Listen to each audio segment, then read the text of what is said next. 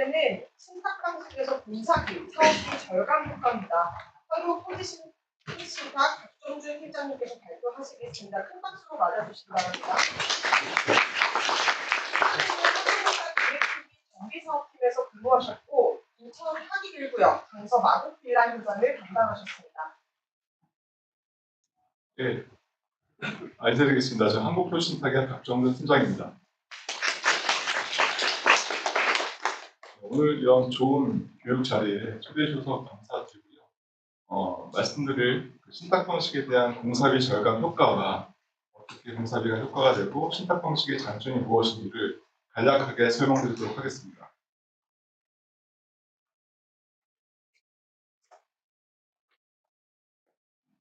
오늘 주제는요, 신탁 방식에서 공사비 절감 효과가 있다고 신문 기사에도 많이 나오고 저희가 설명을 하고 있습니다. 그럼 어떻게 조합 방식 대비해서 신탁 방식의 공사비가 절감이 되는지 자세하게 한번 설명을 드리도록 하겠습니다.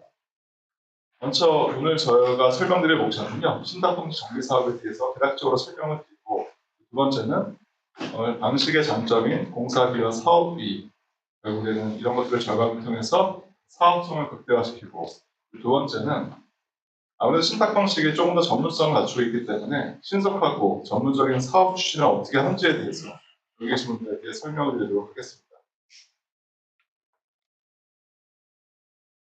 먼저 신탁 방식에 대해서 설명을 드리기 전에 왜 신탁 방식이 탄생을 했느냐 그 부분부터 말씀을 드리도록 하겠습니다. 기사를 하나 저기 인용해 왔습니다. 일단 착공부터 첫 사업이면은 늘어나는 공사비에 대한 기사가 나왔습니다. 그리고 이 기사의 포인트는 시공사와 금액에 대해서 확정하지 않고 빨리빨리 하자는 식의 착공부터 먼저 하자, 사업 지연되기 때문에 착공하자. 그렇기 때문에 우리가 준천주공을 포함한 조합 대부분의 사업 지연을 우려해서 착공부터 시작해서 공사비는 차차 협의하자는 식으로 가서 향후에 추가 분담이 발생하는 그런 기사를 인용해 봤습니다. 결국에는 사실 정비 사업을 일반인들이 시작할 때는 일상에서 한 번 정도 할 것으로 보이고 있습니다. 그러다 보니까 전문성이 결여가 되어 있습니다. 그래서 조합에서 전문성이 없다 보니까 시공사가 아무래도 그런 전문성을 보완함으로써 주도권을 갖게 되는 영향도 있습니다. 그래서 주도권 상실로 인해서 시공사의 공사비 증액을 어쩔 수 없이 수용할 수 있는 폐해가 있었습니다. 두 번째는 결국엔 정비 사업을 여기 계시는 우리 조합원님들, 주민들의 사업입니다. 그런데 사업을 진행하는 과정에서 사업비가 발생을 하겠죠. 근데 여기 계시는 분들께서 이 사업비에 대해서 각출을 하자. 그렇게 하시면은 사실 내실 분이 별로 없겠죠. 그러다 보니까 사업비 자금이 필요합니다. 그럼 일반적인 조합 방식에서는 결국에는 시공사의 대여금으로서 이 사업비를 충당하게 됩니다. 그러다 보니까 자금까지 시공사가 되다 보니까 결국엔 주도권 싸움에서 시공사 자금의 지원에 전적으로 의존하기 때문에 결국에는 폐해가 다 그런 건 아니지만 나중에 공사비에 대해서 증액을 요청할 때는 울며 겨자 먹기로 시공사의 그런 요구사항을 받아들일 수뿐이 없는 사례가 발생하였습니다. 세 번째는 가장 더 중요한 겁니다. 조합 내부적으로 부정도 있을 가능성도 있고 또 하나 주민들끼리 분쟁이 발생을 합니다. 그럼 분쟁이 발생하다 보면 가장 큰 거는 사업 지연이 발생하는 겁니다. 이런 것들에 대해서 누군가 어떻게 조정해주고 갈등을 우리가 양보해주고 조정해주는 역할이 필요한데 그런 역할에서 조합 방식에서는 부족한 것도 사실입니다. 그래서 정부는 2015년 9월 달에 도시정비법을 개정해서 신탁사가 정비사업의 시행자로 들어갈 수 있는 법 개정을 하였습니다. 여기 보시면 법 개정 취지가 있습니다. 결국에는 정비사업 참여 허용을 신탁사가 함으로써 정비사업을 원활하게 추진하고 제도의 위기점을 보완한다는 개념으로서 조정법이 개정된 취지가 있습니다. 결국에는 제가 왜 앞에서 조합 방식에 대한 단점을 설명했냐면은 결국에는 제도의 위기점을 보완한다는 게 신탁 방식이 들어서게 된 배경입니다. 법 내용을 보시게 되면은 이낙원 관자는 중략하고 신탁업자로서 대통령이 정하는 요건을 갖춘 자가 사업 시행자로 지정하여 정비 사업을 시행할 수 있게 됐다. 즉 2016년 3월 2일부터 시행이 됐습니다. 최초에 이렇게 좋은 제도로서 신탁 방식이 도입이 됐는데 주민들은 질문합니다. 신탁 방식을 해서 사업 성공 사례가 없지 않냐? 초반에 우리가 사업을 시작하는데 새로운 이런 유형의 사업을 맡길 수가 없겠다. 그러한 점들을 많이 말씀해 주셨습니다. 또 하나, 신탁 방식도 결국에는 사람이 하는 건데 그 신탁사의 구성원들이 전문성을 갖추고 있냐? 많이 질문하셨습니다. 의구심도 가졌습니다. 그런데 지금 벌써 9년이 흘렀습니다. 9년 동안에 많은 우여곡절이 있었지만 제가 속해 있는 한국신탁 같은 경우는 대형 재건축 단지를 2개나 준공을 완료했습니다. 이제는 당당하게 말씀드립니다. 성공 사례가 있습니다. 라고.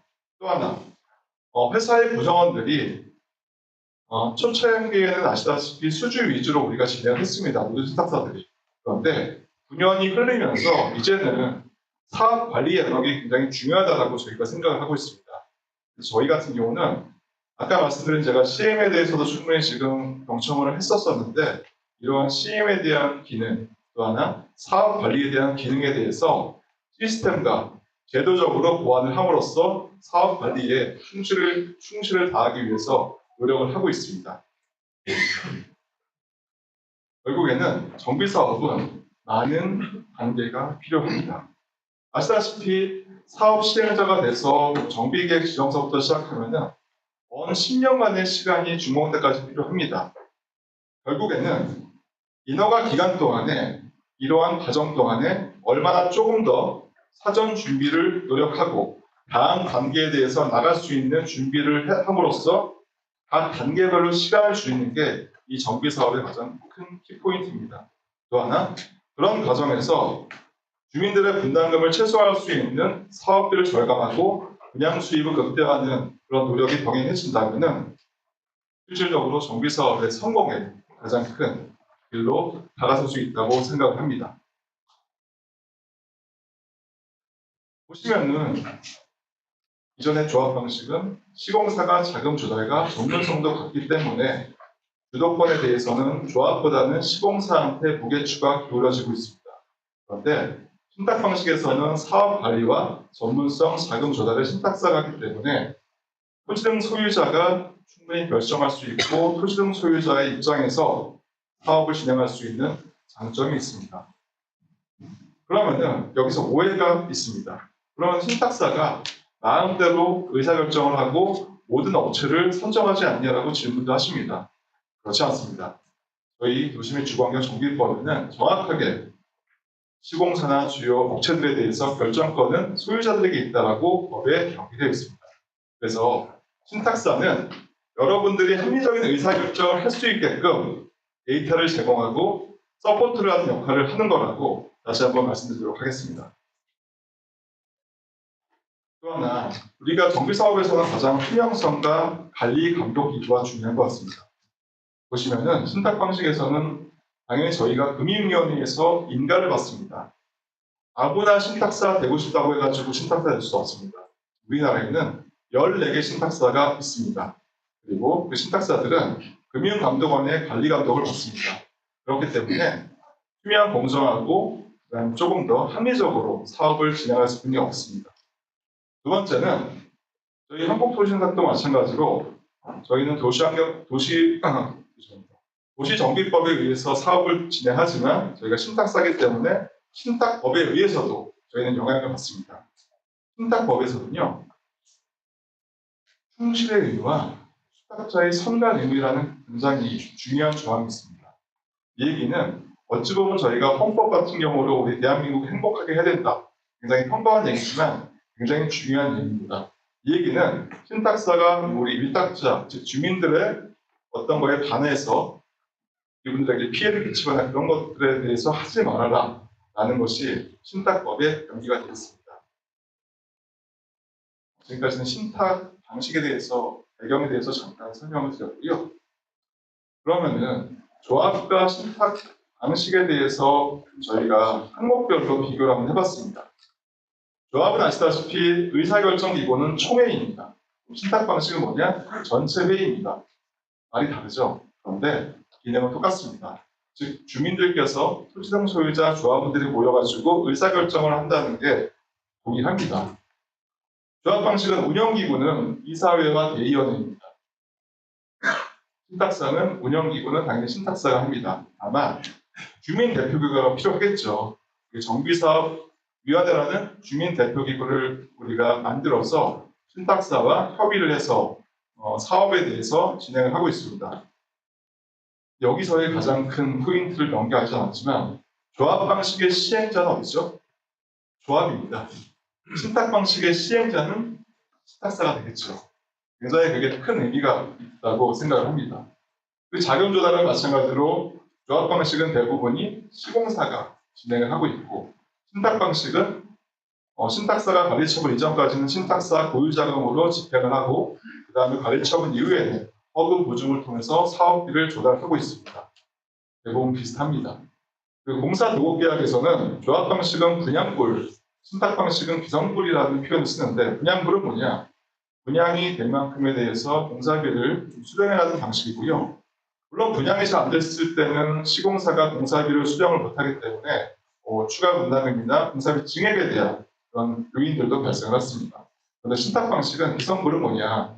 즉 시공사가 공사를 한 만큼에 대해서 검사하고 그만큼에 대해서 공사비를 제공해 줍니다.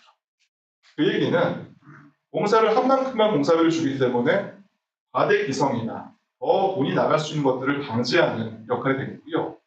또 시공사 입장에서 봤을 때는 이 사업장이 분양이 안 되더라도 신탁사가 책임지고 시공사에 공사비를 제공해 주기 때문에 시공사 입장에도 리스크가 아무래도 덜해지는, 아무래도 없는 것이 장점이라고 할 수 있겠습니다.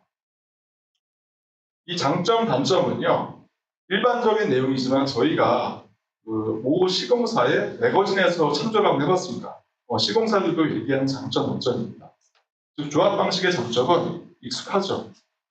그러나 조합원이 직접 함으로써 좀 주도적으로 사업 진행할 수 있다는 장점도 있습니다. 그에 반해 단점은 아까 말씀드린 사업비 확보가 어렵고 자금 조달 또한 시공사에 의존하고 또 시공사나 전문적인 업체와 계약을 할 때 아무래도 협상력이 부족한 단점이 있습니다. 또 하나 인허가 정도성이 부족하다 보니까 그런 것들에 대해서는 업체한테 많이 의존을 하고 있습니다.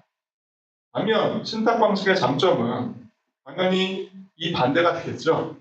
결국에는 신탁사의 자금 조달이 원활히 하고 시공사의 공사비 증액에 대해서 조금 더 원활하게 대응할 수 있고 투명한 자금 조달이 인허가 전문성으로 사업 속도를 조금 더 빠르게 할 수 있다는 장점이 있습니다. 당연히 단점은 보수가 발생하겠죠. 그 다음에 신탁 방식에 대한 생소함이 있을 수 있습니다. 그리고 아마 신탁 방식을 하게 되면 신탁 등기, 신탁 계약을 해서 나의 재산권을 행사할 때 불편하다고 아마 알고 계신 분들도 있을 겁니다. 그런데 재작년에 노정법 시행령이 바뀜으로써 실질적으로 신탁 계약에 대한 의무는 사라졌습니다. 법적으로. 다만 저희가 신탁법에 의해서 사업을 하기 때문에 신탁에 대해서는 전체 조합원이든 몇몇의 토지등 소유자든 간에 1번을 해야 됩니다. 그래서 그거는 회사마다 약간 다릅니다. 저희 회사는 정비사업위원회, 아까 말씀드린 주민대표기구 있죠? 주민대표기구만 신탁 등기를 받으면은 문제가 없습니다. 다른 회사는 10% 하는 데도 있고 약간 회사마다 그런 차이가 있습니다. 두 번째는 가장 중요한 게 정비사업의 장점인 사업성 극대화에 대해서 말씀드리겠습니다. 신문기사 인용해 봤습니다. 하우징헬스에서 올해 1월 달에 나왔던 기사인데요. 최근에 공사비 많이 올랐지 않습니까? 그래서 지역별로, 사업 방식별로, 재개발, 재건축 지역별로 구분을 해봤습니다. 신문기사에서 아마 데이터를 솔팅한 내용인데요. 결국에는 보시면은 공사비에 대한 차이가 발생하고 있습니다. 조금 자세히 한번 봐볼까요? 연도별로 한번 공사비에 대해서 제가 분석을 해봤습니다. 조합 방식, 신탁 방식 보시면은 결국에 차이가 절감 효과를 볼 수 있습니다. 대부분 보시면은 6%에서 한 15%까지 우리가 절감을 하는데, 근데 2023년도에는 역전 현상이 발생했습니다. 이건 뭐냐면은 신탁 방식에서 보수가 좀 부족하다 보니까 모 신탁사에서 하고 있는 여의도 공장아파트라는 주상복합이 있습니다. 거기가 공사비가 거의 1,000만 원가량 공사비가 되어 있었습니다. 그러다 보니까 보수가 아무래도 좀 과대 계상되다 보니까 조금 더 착시 효과로서 신탁 방식이 더 비싼 것으로 나타나는데 평균적으로 보시면은 한 6%에서 한 10% 이상의 공사비 절감 효과를 발생할 수 있습니다. 물론 공사비 절감 효과 내에서 그 신탁 보수가 포함이 되겠죠. 그런데 신탁 보수를 제외하더라도 그 절감 폭은 발생할 수 있다는 말씀을 제가 드리겠습니다. 두 번째는 또 신문기 사업을 인용해봤습니다. 한도심 바깥인데 이 내용은 뭐냐면요. 시공사를 뽑을 때 저희가 입찰 공고를 냅니다.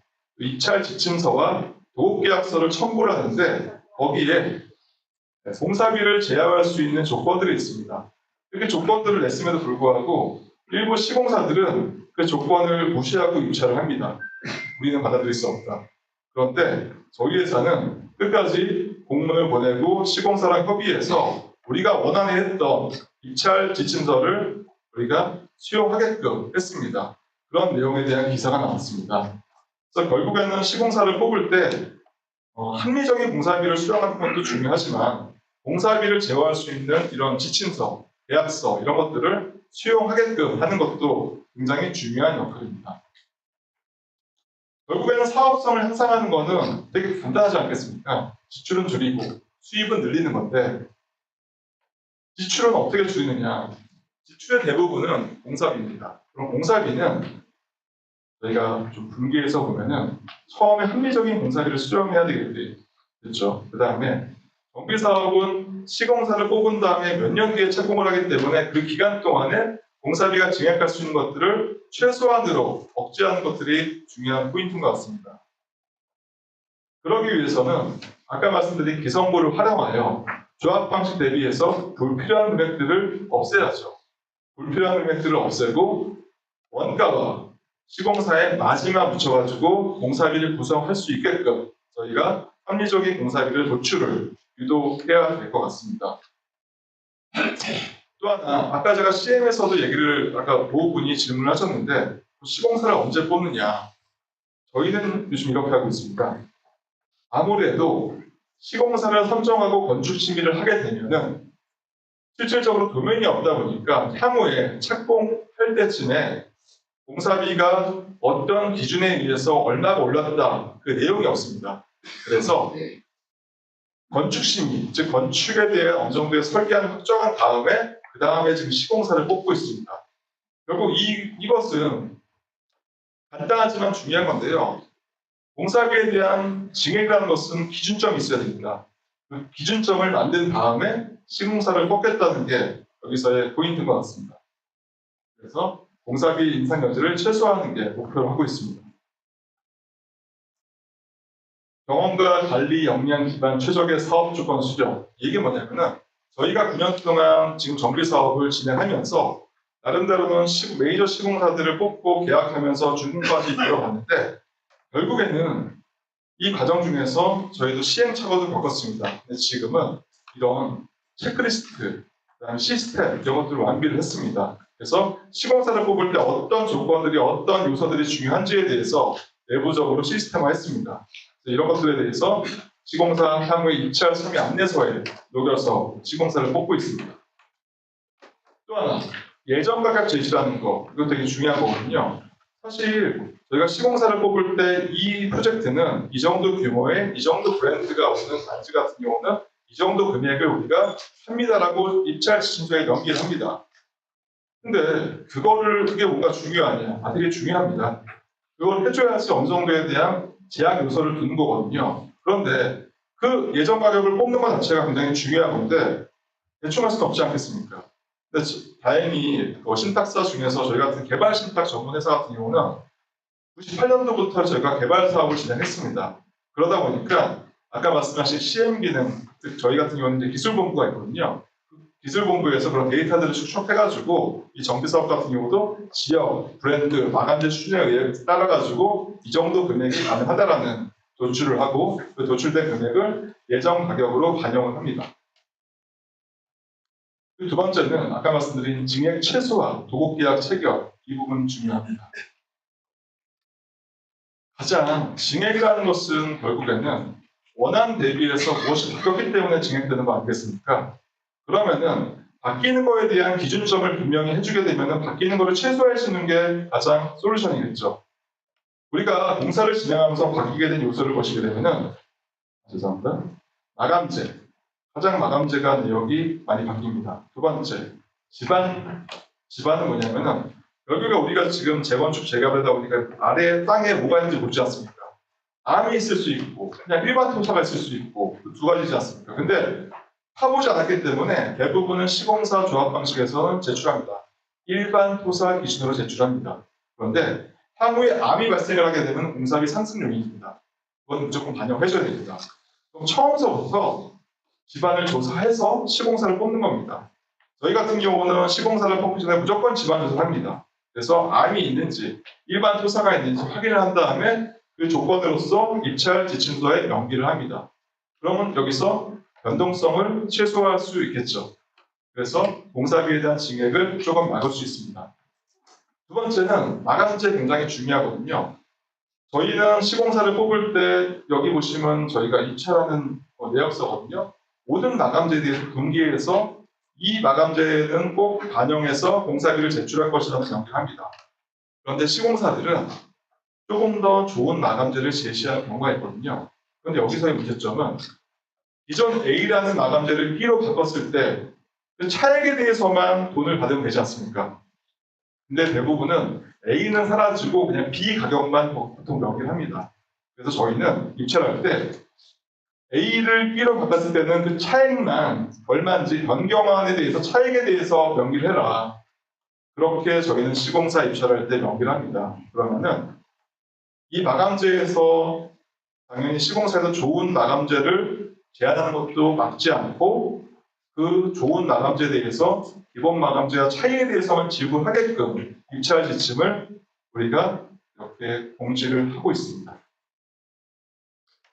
또 하나, 물가 상승률 굉장히 중요하죠. 사실 코로나 시기와 우크라이나 전쟁 시기 때문에 우리 물가 지수는 소비자 물가 지수랑 건설 지수 두 가지가 있는데 그 차이가 많이 벌어졌습니다. 보시면은 한 2.62%까지 2.62배까지 소비자 물가 지수와 건설 공사비 지수가 차이가 나는데 저희는 그럼에도 불구하고 계약서에 명기합니다. 소비자 물가 지수와 건설 공사 지수 중 낮은 값을 우리는 적용하겠다. 이거를 인정하고 들어오셔라 라고 제안을 합니다. 그렇기 때문에 결국 나중에는 뭐 오르더라도 계약서 입찰 지침서를 준용해야 되기 때문에 이런 것들에 대한 분쟁을 받고 있습니다. 그리고 아까 말씀드린 제가 시스템과 그다음에 우리 내부적인 체크리스트라고 말씀하셨죠. 저희는 그 단연간의 시공사를 뽑았던 경험에 의해서 입찰 지침서, 또 대안설계 가이드라인, 시공사 선정 기준도서, 집안조사 보고서, 나간대 리스트, 공사계약서, 또 주민들의 설문조사까지 이거를 원세트로 해가지고 시공사를 뽑고 있습니다. 결국에는 이거 하나하나가 향후에 공사비를 증액을 방지할 수 있는 중요한 포인트고요. 또 하나는 우리 주민들의 설문조사를 받아야 되기 때문에 그분들이 무슨 마감재를 선호하는지 이런 것들도 반영해가지고 시공사를 뽑고 있습니다. 이게 예인데요. 저희 회사에서 이제 그 조합 방식, 신탁 방식과 조합 방식에 대해서 비슷한 규모와 비슷한 위치를 한번 비교를 해봤습니다. 부산에 있는 사업장인데 여기 같은 경우는 평당 한 240회만 원 절감이 돼서 연면적 기준으로 한 1,000억 정도가 절감이 됐습니다. 물론 여기는 우리가 신탁 보수는 약 한 300억 미만으로서 그걸 제외하더라도 한 7, 800억 정도의 이익이 발생했습니다. 그리고 국가자 입구역 같은 경우는 그 조합 방식 비슷한 규모를 제가 찾아봤는데 여기는 DLENC가 하고 있고 조합 방식이 현대건설이 하고 있는데 여기도 평당 91만 원. 그리고 저희가 완공했던 물론 서울은 아니지만 대전 유문주목이라고 2,000세대 이상의 신축 사업장입니다. DL건설이 여기는 DLENC가 있고 실질적으로 여기는 제가 뒤에 조금 더 설명을 하겠지만 평당 50만 원을 절감을 해서 준공까지 마친 현장입니다. 결국은 저희가 지금 현재 서울과 수도권만 봤을 때는요, 한 12개 정도가 메이저 시공사와 이 계약을 체결했고 사업을 진행하고 있습니다. 모든 신탁사가 신탁 방식을 할 수 있습니다. 그런데 사업 관리 이런 측면에서는 경험이 무엇보다도 중요하다고 저는 감히 여러분께 말씀드리도록 하겠습니다. 또 많이 하는 질문이요. 공사비가 낮으면 상품성이 떨어지지 않을까라는 질문들을 많이 하십니다. 아까 제가 말씀드렸죠. 마감재 리스트를 하나하나 우리가 제시를 함으로써 마감재가 떨어지지 않고 수준이 떨어지지 않도록 마감재에 대한 내역을 제시하기 때문에 일반 조합 방식과 옆에 있는 신탁 방식을 비교하시더라도 마감재 내역에 대해서는 자신 있다고 말씀드리겠습니다. 그리고 수입 최대화에 대한 내용을 좀 말씀드리고요. 결국에는 분양 수입을 최대한으로 해야지만 우리가 분양 수입, 수입을 최대한으로 하는데 여기서의 포인트는 그거 같습니다. 분양가 높게 받아야 되겠죠. 그런데 팔릴 수 있는 금액을 해야 되겠죠. 결국엔 적정한 분양가를 소유자 입장에서 산정을 하고 또 하나 분양 이후에 유상옵션 이런 발코니 수입 같은 경우는 조합 방식에서는 대부분 시공사 수익으로 기속이 됩니다. 그런데 신탁 방식에서는 유상옵션이나 발코니 같은 경우도 토지등 소유자, 즉 소유자에게 돌려주는 방식을 해가고 있습니다. 또 하나 분양 시기, 마케팅 이런 것들이 굉장히 중요한 것 같습니다. 저희는 나름대로는 9년 동안에 저희가 지금 사업을 진행하고 있고 개발 신탁의 노하우를 있기 때문에 계속 시장 모니터링 합니다. 끊임없이 매년 인근 상품이 어떤 분양을 했으면 상품에 대한 비교도 하고 모니터링을 통해 가지고 어떤 특정 프로젝트를 했을 때 최적의 분양가와 최적의 분양 시기를 유도하고 있습니다. 그리고 아까 말씀드린 발코니 및 유상 옵션 판매 사례인데요. 제가 아까 얘기했던 인천 화기기라는 한 1,500세대 이상의 그 세대를 작년에 준공까지 끝냈습니다. 여기 같은 경우에도 유상 옵션에 대해서 추가 수입을 여기 계시는 저희 토지등 소유자에게 조합원들에게 돌려줬던 사례가 있습니다. 그리고 별 내용은 아니지만 소유자의 재산 관리라는 측면이 굉장히 중요합니다. 이게 뭐냐면은 저희는 분양 수입을 받게 되면 분양 수입을 관리하지 않습니까? 그런데 이 조그만 것에 대해서도 이자 수입을 발생할 수 있도록 조금 더 금리가 높은 통장에서 관리를 함으로써 인천하기 같은 경우는 약 40억 원의 이자 수입을 발생해서 토지등 소유자 조합원들에게 돌려준 사례가 있습니다. 별거 아닌 거지만 이 부분은 저희가 좀 자랑스럽게 말씀드리고 싶은 거는 조그만 것이지만 우리 조합원과 토지등 소유자를 위한 마음으로서 사업 관리를 한다면 한 1원이라도 더 추가 분담금을 절감할 수 있는 그런 사례가 있다는 점 설명드렸습니다. 아까 말씀드린 대로 신탁 방식에서 최초로 유일하게 2,000세대 이상의 준공을 마친 현장입니다. 대전 유문 주공이라고. 여기 같은 경우는 이전에 우리가 조합 설립을 해가지고 사업을 진행하다가 공동건설이 뽑아가지고 하는데 더 이상 사업 진행이 안 됐습니다. 허브 대출 보증도 안 되고. 그래서 저희가 2016년에 사업 대행자로 참여한 다음에 2021년에 준공까지 끝난 사례입니다. 여기서 보시면은 사실 조합 방식에서는 동문건설이라는 곳이 됐었는데 저희가 사업 대행자로 참여한 이후에 동문건설을 조합원들이 해지를 시킨 다음에 그 다음에 DL건설이 사업을 시공사를 뽑은 다음에 분양 수익은 약 300억 또 공사비도 300억을 절감해가지고 약 603억의 이익을 조합원들에게 편안한 사례가 있습니다. 결국에는 사업 속도도 빠르게 했고 기존 조합 방식 대비해서도 600억이라는 추가 수익을 발생해가지고 소유자들에게 돌려준 사례를 있다는 점을 설명드렸습니다. 두 번째, 신속한 사업 추진에 대해서 말씀드리겠습니다. 물 좀 한 잔 하겠습니다.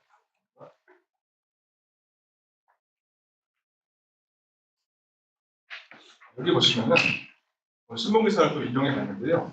일반적으로 우리가 정비 사업을 할 때 보니까 한 108개 단지의 평균 사업 기간 자체가 15년이 걸린 것으로 나타나고 있습니다. 그런데 아까 제가 말씀드린 인천 하기 작년에 준공했던 여기 단지 같은 경우는 저희가 4년 만에 인허가를 끝냈고 그 다음에 작년 2023년에 준공까지 끝났기 때문에 실질적으로 사업을 시작한 지 6, 7년 만에 여기 사업이 끝났다는 그런 기사가 나서 소개를 해드렸습니다. 그리고 사업을 진행을 하면서 서울에 있는 구역인데요. 굉장히 비슷한 한 500m 거리에 있는 사업장이었습니다. 공교롭게도 어떤 재건축은 2018년 1월달에 조합이 설립이 됐고 또 공교롭게 저희가 하고 있는 신규 19역 같은 경우도 2018년 1월달에 시행자 모셔놨습니다. 똑같이 시행자가 된 거죠. 그런데 지금은 어떻게 되어 있냐? 저희는 올해 분양합니다. 여기는 아직까지도 인허가를 진행하고 있습니다. 이렇듯 사업 관리에 의해서도 충분하게 사업 속도를 절감할 수 있다는 점을 사례로서 설명드렸습니다. 결국에는 사업 관리에 대한 굉장히 중요한 역할이 되고 있습니다. 이 기사 같은 경우도 최근에 보시면은 목동 여의도의 신탁 바람이 불고 있고, 그리고 실질적으로 저희가 국가자나 이런 대형 단지에 대해서도 지금 수주를 하고 있다는 기사를 소개시켜드렸고요. 결국에는 전문성이라는 것은 우리가 인허가 과정이나 각각 사업 단계에서 물론 전문 업체들도 뽑습니다. 그런데 여기서 중요한 포인트는 이 전문 업체는 자기 것을 중심으로 보겠죠. 자기 항목에 대해서가. 그런데 이것을 통합해서 사업을 관리할 수 있는 시행자의 역할이 필요합니다. 그런 역할을 신탁사가 할 수 있다는 점을 말씀드리고요. 결국에는 이 전문성은 뭐냐? 경험과도 연관된다고 말씀드렸죠. 저희 회사는 지금 현재 지정 고시부터 중공까지 이렇게 다양한 현장을 진행을 하고 있습니다. 수도권 같은 경우는 2만 세대 이상을 하고 있고요. 전국으로 봤을 때는 지금 3만 세대의 신탁 방식으로서 사업을 진행하고 있습니다. 그래서 신탁 방식에 대한 아까 말씀드린 장점은 사업비, 공사비를 포함한 사업비가 줄어들 수 있다는 점이 있고요. 두 번째는 속도, 사업 관리 역량에 따라 가지고 사업 속도가 줄어들 수 있다. 마지막에 드리고 싶은 말씀은 14개 신탁사가 있습니다. 그런데 모든 14개는 정비 사업을 할 수 있습니다. 그러나 경험과 전문성이 있는 그 신탁사에 대해서도 충분히 알아보시고 신탁 방식을 결정할 때는 또 신탁사를 선정하실 때는 이러한 포인트를 가슴에 머릿속에 새겨주신 다음에 결정하시면 잘 될 거라고 생각을 하고요. 이상 제가 설명을 마치도록 하겠습니다. 감사합니다. 오늘 제가 여기 공통 질문 하나 나왔습니다. 신탁의 경우 안처 이후에 허브 보증을 받고 신탁사의 신용으로 PF 대출을 받는 걸로 알고 있는데, 그럼 메이저 시공사의 신용 보증으로 자체 조달하는 것보다 금리가 비싸지는 않나요? 한마디로 삼성, 현대보다 한토신, 한자신의 신용이 떨어지지 않는지 답변 드리겠습니다. 우리나라에 있는 모든 시공사, 여기 있는 삼성물산을 제외하고는 모든 시공사는 저희처럼 허브 보증을 통해서 사업비를 조달합니다. 삼성물산은 허브 보증을 통하지 않고 자체 조달을 하고 있습니다. 유일하게. 원래 현대건설도 예전에 한두 건 정도는 자체 조달을 했는데 지금은 금리가 역전을 한 거로 알고 있어서 아마 허브 조달을 하고 있는데, 맞습니다. 삼성물산이 자체 조달하는 비용이 허브 금리보다 쌉니다. 최근에 허브를 통해서 사업비를 조달하게 되면 한 3%대 중반 정도를 우리가 하고 있습니다. 이주비는 한 4%, 4% 정도의 수준으로 하고 있습니다. 물론 삼성물산이 프로젝트마다 따르겠지만 금리가 한 0.1%나 0.2% 정도는 낮은 건 맞습니다. 정리하자면은 첫 번째, 우리나라 모든 시공사들은 삼성물산은 자체 조달을 하고 있습니다. 그 나머지 회사들은 대부분 허브 보증을 통해서 신탁사와 동일하게 진행하고 있습니다. 삼성물산은 허브 보증보다 금리가 조금은 낮은 것으로 알고 있습니다. 답변 내외인 것으로 알고 다음 질문 넘어가겠습니다. 최근 책임 주목으로 인한 재무 부담 리스크도 있는데, 맞습니다. 기사처럼 보시면은 최근에 모모 신탁사들은 책임 준공 사업장 때문에 영향을 많이 받고 있다고 하죠. 근데 저희 같은 경우는 책임 준공이 단 한 건이 있습니다. 그것도 올해 완료가 되고요. 그것도 신탁사마다 차등이 있는 것을 알고 있습니다. 신탁사는 CM사에 비해 공사비 절감을 위해 어떤 경쟁력을 가지고 있는지, 내부의 영업부서 말고 공사비를 검수를 위한 전문부서가 어느 정도가 되는지 질문하셨습니다. 신탁사마다 이거는 천차만별이라고 보고 있습니다. 저희는 기술본부가 있습니다. 그런데 아까 말씀드린 CM의 역할을 저희는 하고 있습니다. 저희가 1998년부터 개발 신탁을 진행했다고 하지 않았습니까? 그러면은 그 개발 신탁에 대해서 2016년도에 정비 사업 하기 전까지도 끊임없이 개발 신탁을 했기 때문에 그런 공사비에 대한 검증, 공사 기간에 대한 산출 같은 저희 전문부서에서 그런 것들을 하고 있고요. 저희는 기술본부에서 3개 팀으로 운영을 하고 있습니다. 그리고 리스크 본부, 그다음에 재무 본부, 업무 부서들에 대해서 백업할 수 있는 부서들이 구성이 되어 있습니다. 대부분 신탁사도 비슷한 걸로 알고 있습니다. 그거에 대해 수준에 대한 차가 있을 뿐이겠죠. 신탁사는 아무래도 지분이 있는 오너가 아닌 전문 경영이 있다 보니 책임 경영이 안 될 것 같은데 이를 극복할 방안이 있나요? 쉽게 말해 직장인당해 보니 소유주보다 사업에 대한 절박함이나 의지, 열정 등이 떨어질 것 같은데 현장 사업이 잘 안 되더라도 그만 이직해버리면 되는 거 아닌지. 되게 날카로운 질문이고 되게 예상 못했던 질문이거든요. 근데 제가 역으로 말씀드리겠습니다. 이 부분은 회사마다 차이는 있습니다. 금융신탁사 같은 경우는 금융주주가 당연히 있겠죠. 그러다 보니까 그런 의사결정 체계가 좀 있겠죠. 근데 저희 같은 금융지주사가 아닌 개발신탁 전문, 비금융지주 신탁사들은 저희는 아무래도 상장 기업임에도 불구하고 아무래도 대지주가 있습니다. 그런데 여기서의 포인트는 저희는 대지주부는 우리 사업이 제일 최고지 않겠습니까? 근데 다른 예를 들어서 금융지주사 같은 경우는 신탁사 말고도 은행도 있고 다른 것도 있지 않습니까? 밸런스가 있겠죠. 각자 장단점이 있겠지만 여기서 질문하는 거에 대해서는 저희 회사 같은 경우는 대지주에 대한 그런 의사결정력이 있기 때문에 지금 말씀하시는 거에 대한 리스크는 없는 걸로 보고 있고요. 두 번째, 저도 직장인이죠. 당연히 제가 사업하다가 이직할 수도 있겠죠. 그런데요, 저는 저희 회사 되게 좋아해요. 저 안 잘리고 싶어요, 오히려. 그래서 제가 보기에는 이 부분은 여기 계시는 분들에 대한 여러분들의 절박함에 대해서는 못 미치겠지만 그래도 저희 회사의 직원으로서 제가 맡고 있는 사업장에 대한 책임자로서의 우리에 대한 기본 소양이나 이런 책임감이 있다는 점을 말씀드리고요. 아마 신탁사별로 아마 이중률을 조사해 보시면 저희 회사 같은 경우는 굉장히 이중률이 낮은 것으로 볼 수 있습니다. 그래서 이 부분은 그 정도로 대답을 대체하도록 하겠습니다. 지금까지 공통질문 제가 말씀드렸고요. 또 개인적으로 질문하실 분 있으면 질문 받도록 하겠습니다. 네, 말씀해 주십시오.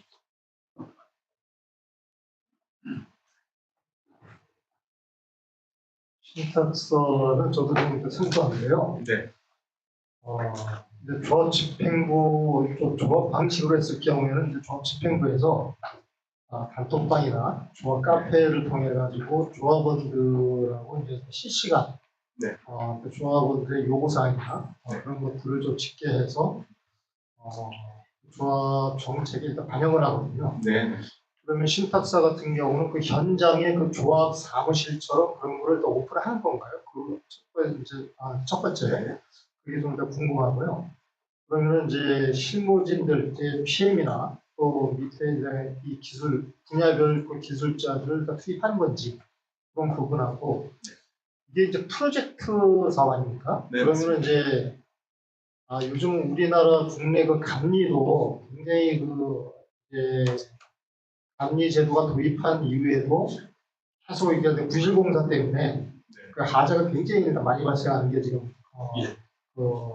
빈번한데 마찬가지로 이거 같은 경우도 이게 이 회사의 그 협력업체들이 이제 각 분야별로 쭉 있을 텐데 그럼 그 협력업체들의 그 단가 낮은 단가대로 해서 업체 선정을 하고 그래서 원가를 일단 절감하려고 하고 그렇게 되면은 이제 이 개별 단지 입장에서 보면 조합 집행부에서 할 때는 이제 그 조합 집행부에서 한 분야 한 업체를 뽑을 때 여러 개의 그 업체를 다 조사를 하고 또 이제 그 소문도 또 듣고 또 평가도 또 듣고 해가지고 이제 선정을 하는데 신탁사 같은 경우는 협력업체 위주로 이제 제한된 그런 협력업체 위주로 그 선정하다 보니까 그 퀄리티 부분이 좀 염려가 좀 되고요.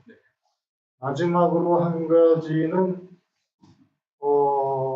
이게 만약에 이제 그 프로젝트 같은 경우는 그 현장 PM이 가장 중요하거든요.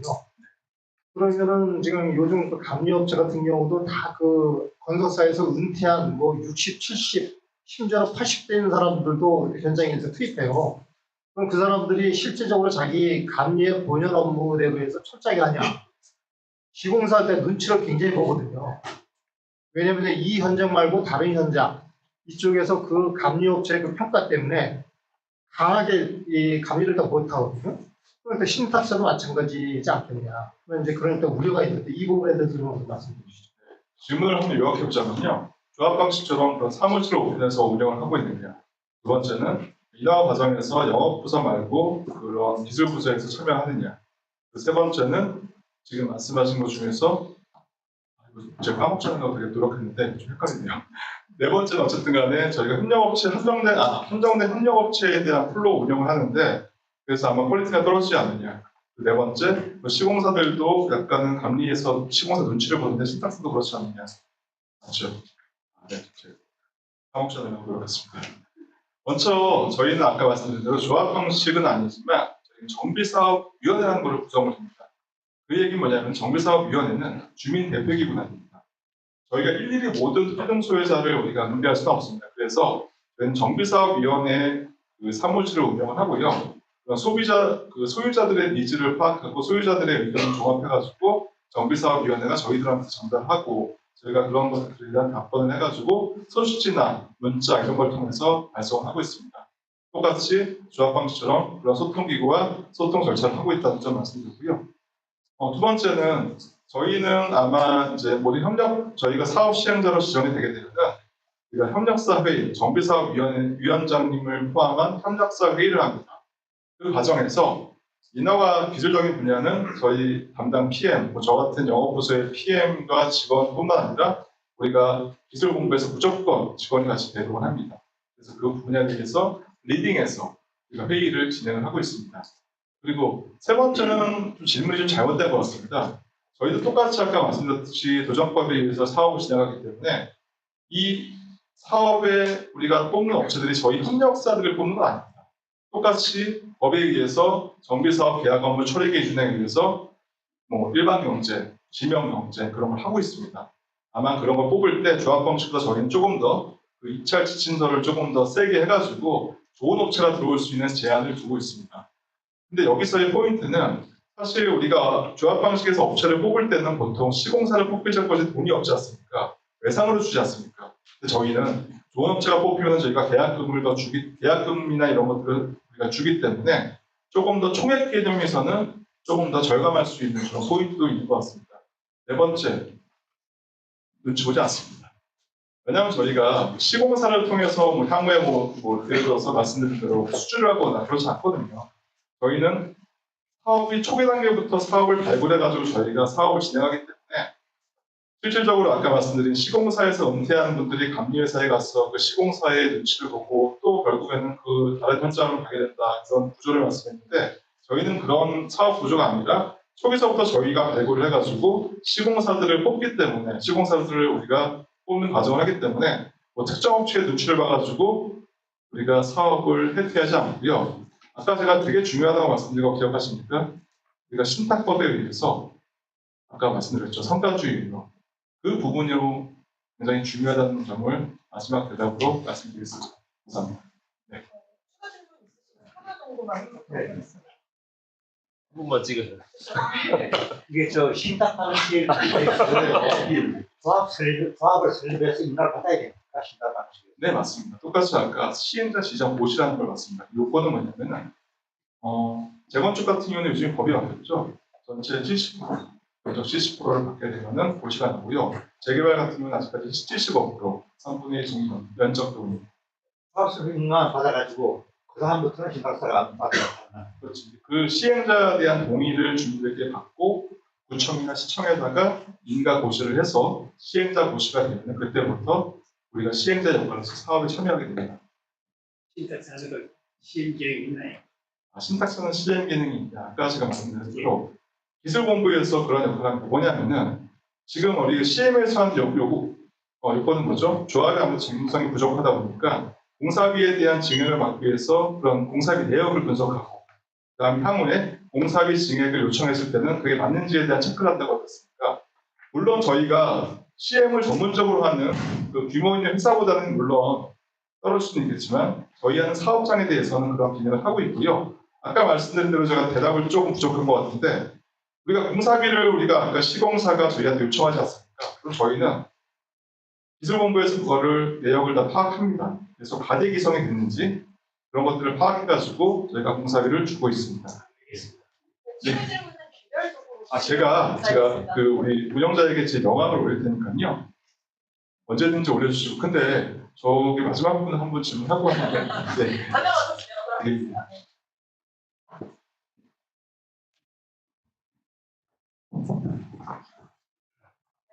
잘 들었습니다. 굉장히 시범 설명한 시간이 왔습니다. 네, 맞습니다.